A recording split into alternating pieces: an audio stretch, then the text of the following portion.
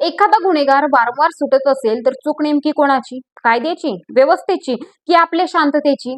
पण आज प्रश्न थोडा वेगळा आहे. जर एखाद्या गुन्हेगाराला घरातूनच साथ मिळत असेल तर त्या साथीलाही जबाबदार धरलं पाहिजे का? महाराष्ट्राला हादरवणाऱ्या नसरापूर प्रकरणानंतर आता एक जुनी केस पुन्हा उघडण्याची मागणी होत आहे आणि या मागणी मागे आहे एका जिद्दी तरुणीचा आवाज. ही कथा आहे अन्यायाविरुद्ध उभा राहिलेल्या धाडसाची आणि त्या आरोपीची ज्याच्यावर गंभीर आरोप असूनही तो वर्षानुवर्ष मोकळा फिरत राहिला आणि त्याचबरोबर त्या पत्नीचेही जिच्यावर आरोप आहे की तिने या सर्वात त्याला साथ दिली.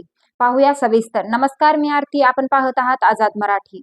ही घटना आहे 2015 सालातील. तेव्हा एक मुलगी आपल्या परिसरातील एका व्यक्तीवर विश्वास ठेवून त्याला मदत करण्यासाठी त्याच्या घरी जाते.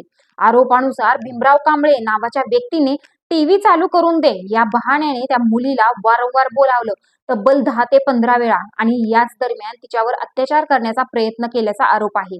घाबरलेल्या त्या मुलीने शेवटी धाडस करून सगळं आपल्या आईवडिलांना सांगितलं. कुटुंबाने तात्काळ पोलिसात तक्रार दाखल केली.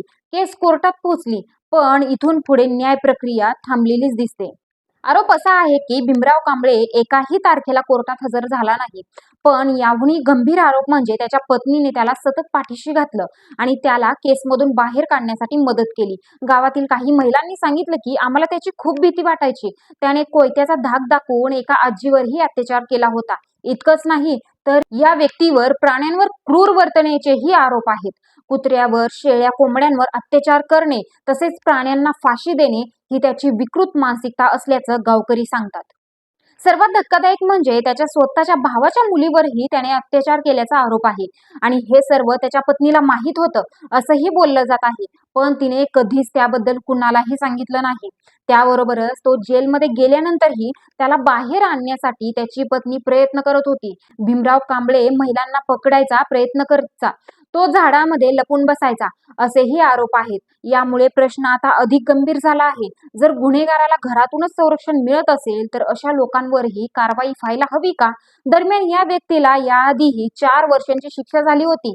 तरीही तो पुन्हा समाजात मोकळेपणाने कसा वावरत राहिला, हा प्रश्न आता प्रत्येक नागरिक विचारत आहे.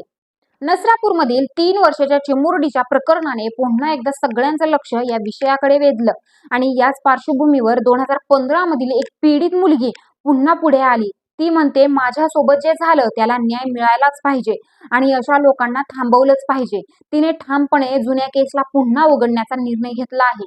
तिची मागणी स्पष्ट आहे. आरोपी भीमराव कांबळेला कठोर शिक्षा व्हावी आणि जर त्याच्या पत्नीनेही गुन्हे लपवण्यास मदत केली असेल तर तिच्यावरही कठोर कारवाई व्हायला हवी. न्याय मिळवणं हा हक्क आहे, पण न्यायाविरुद्ध उभं राहणं ही जबाबदारी आहे. आज ही तरुणी पुन्हा उभी आहे, केवळ स्वतःसाठी नाही तर समाजातील प्रत्येक मुलीसाठी. पण प्रश्न अजूनही तसाच आहे. यावेळेस न्याय मिळेल का की पुन्हा एकदा सत्याला थांबावं लागेल? तुमचं मत काय आहे? कमेंटमध्ये नक्की सांगा आणि अशाच महत्त्वाच्या अपडेटसाठी चॅनलला सबस्क्राईब करायला विसरू नका. धन्यवाद.